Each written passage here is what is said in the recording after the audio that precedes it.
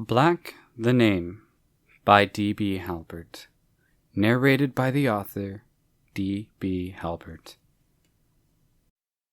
Chapter 20. New Development. "Pearl, wake up!" Elizabeth exclaims, excitedly shaking the soggy friend.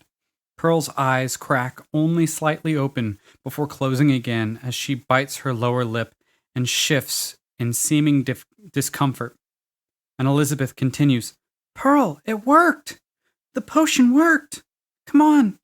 I let you sleep in until the sun came up. Now get up! I want to show you this!" Groaning, Pearl rubs her eyes with one hand while simultaneously shifting her legs tightly together, waking to look at Elizabeth while biting her lower lip.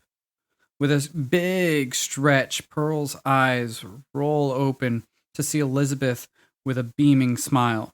Standing, Pearl asks, "What's got you so excited?"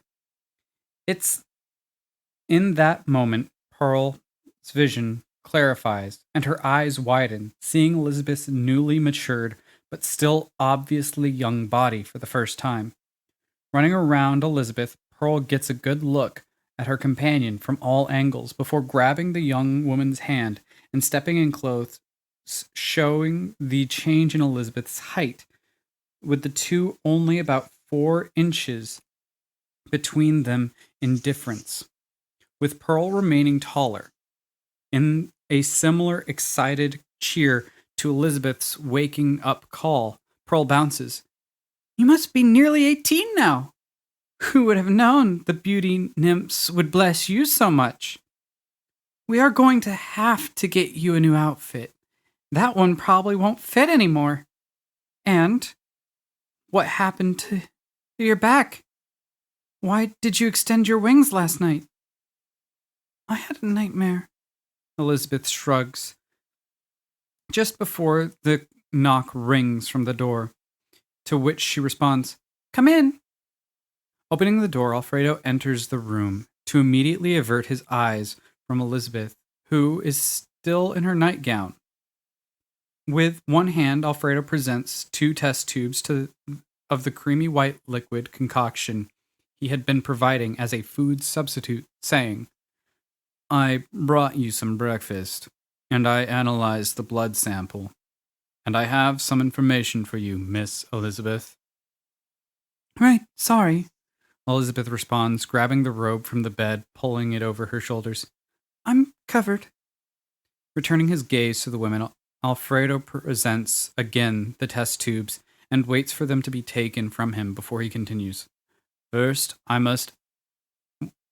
want to ask, how old were you physically yesterday?" "Now, Mr. Alfredo, you know you shouldn't ever ask a lady her age," Pearl responds with a smirk, shifting her attention back to Elizabeth to wait for the answer while scanning the robed form up and down. 13, I think?" Elizabeth responds, confused by the question. "That makes sense." Alfredo responds, pondering, stroking his beard. "That lines up with the cellular structure of the sample in the hair. The reason I ask is because the sample of blood I ran tests on last night displayed cellular structures of someone close to the age of 10 or 11. You mean she gets hot and physically not even be a teenager yet?" Pearl breaks in, her jealousy finally beating out her uncontrolled attention to Elizabeth's body from the elixir she had consumed the night before. "From what I have learned based on a cellular analysis of Elizabeth's blood, drawn after she began displaying the effects of the physical alteration elixir, due to her age, the strange phenomenon has occurred, where young Elizabeth exists mentally at the age she was before. Physically, she has developed to what appears to be a late teen, I would estimate approximately 16, and genetically, she has been rejuvenated to a more youthful age of about 10 or 11 years. Alfredo explains to Pearl before redirecting his attention to Elizabeth. The reason this is important is that there is a good chance that you may still experience the changes that come with aging into adulthood, included those of puberty. I don't know what that is, but that doesn't mean that you won't do what we talked about, does it? Elizabeth asks with a worried, childlike look. What did you guys talk about? Pearl asks, concerned, redirecting herself from her jealousy. Simply Miss Elizabeth's desire to remain a subject of mine for further tests, at least until you depart. No, it does not.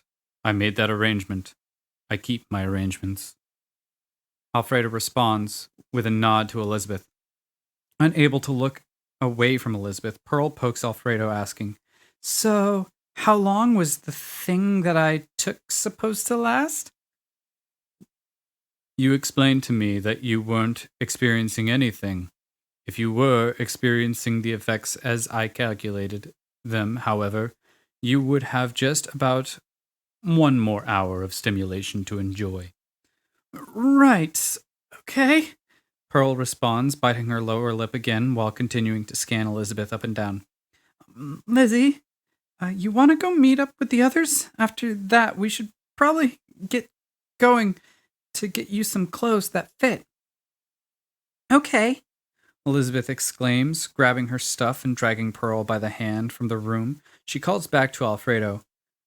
We'll be back tonight, just in case we do experience any other side effects. The two women make their way through the streets and the early morning crowds that fill the path to the Salty Sea Hag. During the journey, Pearl, in a voice that seems flustered in a way, says, Elizabeth, slow down a bit. I don't think I can run much right now. The two slow to a walk, and Pearl continues to ask, You're taking your whole transformation very well, and I know you are tired of hearing it, but are you okay? You said it yourself, Pearl.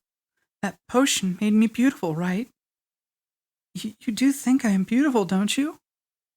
Yes, very much so, to be honest. I'm a bit jealous. That is good. Not the jealous part. I don't want you to feel bad about yourself. It is just one of the things Archangel teaches is that which is good is beautiful, and that which is beautiful will be protected. I want to be good, Pearl. So you aren't having any regrets? Do you think I should have any regrets of my choice? Well, no. It just sometimes people make a decision that changes their life forever, and because of that, they feel regret. Just wanted to see where you stood in that regard. I am happy, Pearl, because you are my friend, because you think that I'm beautiful, and that because I am doing something to be able to help people. Are you having any regrets? About the particular potion I consumed? Yes, but doing it with you? Not at all. I think I'll be more picky about what I test for him next. The two share a laugh and continue walking for a few minutes. It takes them to reach the old tavern on the docks. Stepping under the old sign with its sea foam letters into the breakfast and ale-scented morning air of the Salty Sea Hag, Pearl and Elizabeth see Aldrin sitting at the table by himself with a small plate of eggs and a small loaf of bread. Throwing herself into an empty chair next to Aldrin, Pearl grabs his attention, causing him to ask, So, where did you two go off to last night? We were the subjects of experiments for science and money, but mostly science. Aldrin's hand finds its way to his forehead, and he moans in response. So, the reason you are in a baggy robe is because you've been deformed in some way? Come on, let's see the damage. Elizabeth beams with excitement and goes to remove the robe to show off her transformation, but is stopped by Pearl, who leaps up and holds the robe closed, and to stand between Elizabeth and Aldrin, exclaiming, "Not right now! We have to go get some new clothes. So you will have to wait to see." "I have noticed that you're taller, Elizabeth. So if your clothes are too tight or short, I understand and appreciate your desire to be modest. Well, how close are we to what we need, Pearl?" With a smile, Pearl responds, "We really only should have to do one more job, installing a diving bell for the dock. We should be able to help with that tomorrow. I will establish the contract while I am out with Elizabeth." "All right. I guess I will see you tomorrow then." With a spin, Pearl pushes Elizabeth in the direction of the door, and the two step once more onto the docks, walking to the small shack only a few yards from the salty sea shag. From the salty sea hag, Pearl knocks on the warped door, and for a moment she and Elizabeth wait for a response before the door swings open. Standing in the open doorframe, a middle-aged woman with a deep, leathery tan strikes in an opposing stance, asking, "What do you want?" Pearl gives a bow, responding, "We are responding to your notice about needing extra hands installing a diving bell."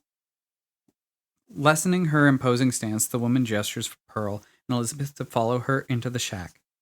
"Oh, yeah, that. Come in." The two join the stranger in the small shack, who continues to ask, "So, what makes you think you can help us install a diving bell? No offense, but we haven't given out money. We will have you carry your own weight." "Well, I am fairly experienced at seafaring and can breathe underwater. And Elizabeth here won't be joining us, but our companion Aldrin is a very skilled tinkerer," Pearl explains with a hand placed on Elizabeth's shoulder. "2 extra sets of hands should be fine. But be here in the morning. If you are late, I will reduce your payout." With a firm handshake, Pearl and the woman strike the contract, and the gathering quickly finds their way out the shack. Stepping back into the crowd, Pearl and Elizabeth begin their way inland to the mass of the city in search of a tailor. After just over an hour of searching and asking strangers, Pearl and Elizabeth are pointed to a small shop with a sign hung over the door that reads 128 Spencer's Threads. Through the pink door, Pearl and Elizabeth are greeted with a cramped room filled to the reams of varying fabrics. Mannequins holding parts of unfinished outfits, and a single path that is reasonable to be walked through that leads to the middle of the shop, where a small round pedestal rests on the floor. Stood on the pedestal, a woman holds still, as a man in a form-fitting outfit inserts needles into the fabric of her dress. Spotting the two new arrivals in his store, the man places one last needle into the woman's dress, saying, "Ah, there. Very nice, Miss Rose. You can go change. Don't let the needles fall out, and leave the dress in your changing room."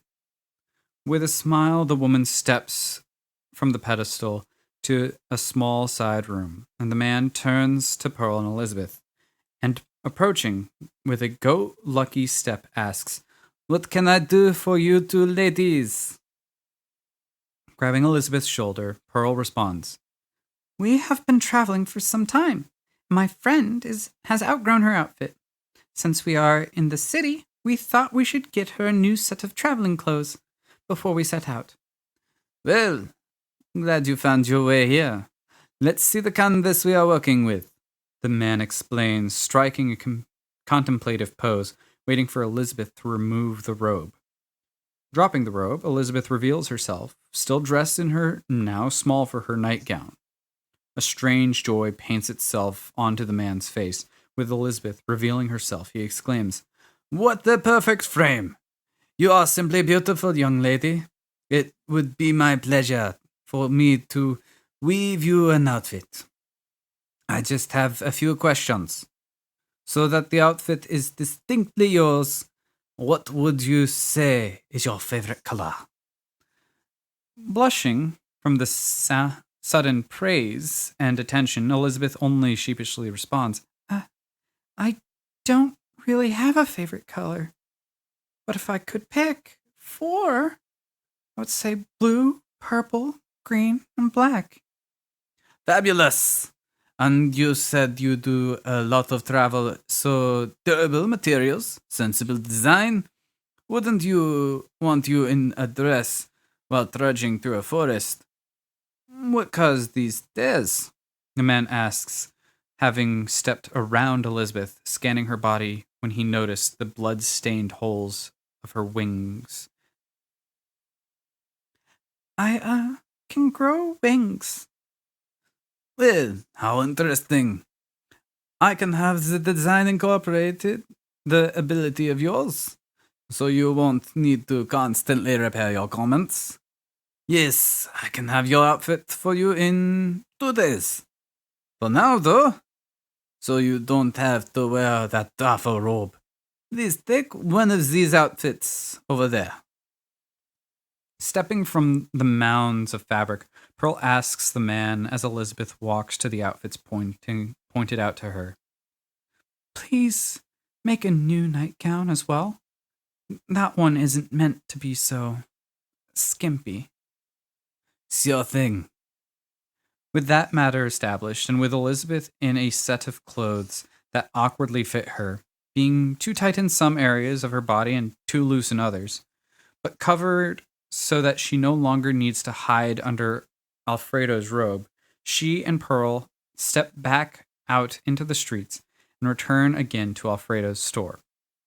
After the short walk, they step into the shop as a man with a large rash spread to cover half his face steps out. Time passes. Elizabeth plays with Boop in the guest room of Alfredo's shop for a while before offering to help Alfredo around his shop. And Pearl returns to the Salty Sea Hag to talk to Aldrin about the diving bell installation. In the little tasks Alfredo has Elizabeth perform during the course of the day, she consistently finds herself looking at the softly glowing test tubes of green liquid that sit above Alfredo's desk. Curious about them, Elizabeth asks Alfredo why he isn't helping someone. So, do you think I could try one of those energy elixirs? Keeping his focus trained on the project in front of him, as he adds a powder to a beaker filled with a clear liquid, and it begins to boil on its own, Alfredo responds, Not happening. Those are formulated specifically for me and would be far too concentrated for a first-time consumption. What if I only had a little bit? That might work, but if you really want some, I guess I could make you some for yourself as a thank you for your help around here.